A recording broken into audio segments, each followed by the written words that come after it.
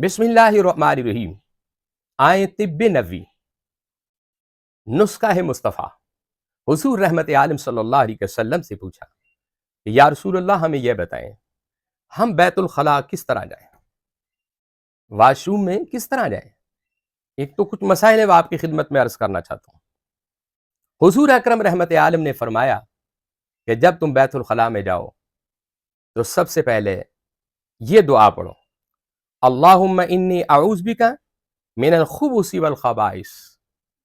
اس دعا کو آپ نے ایک مرتبہ پڑھنا ہوگا، پھر آپ نے دایاں قدم اندر رکھنا ہوگا، اور دایاں قدم اندر رکھنے کے بعد آپ نے اسی جگہ قضاء حاجت کرنی ہے، یعنی پیشاب کرنا ہے جو جگہ تعین ہے، مقرر ہے۔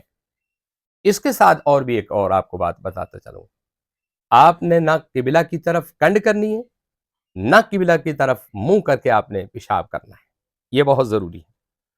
اور ساتھ یہ بھی ہمارے علماء نے لکھا ہے کہ آپ جب بیت الخلاء کے اندر جائیں تو جب آپ کا شلوار ہے، پجامہ ہے یا دھوتی ہے، تہمد ہے، آپ کوشش کریں کہ بیٹھتے وقت اسے کھولیں، اس مالک کا بھی حیا کریں جو ساری دنیا کو بنانے والا ہے۔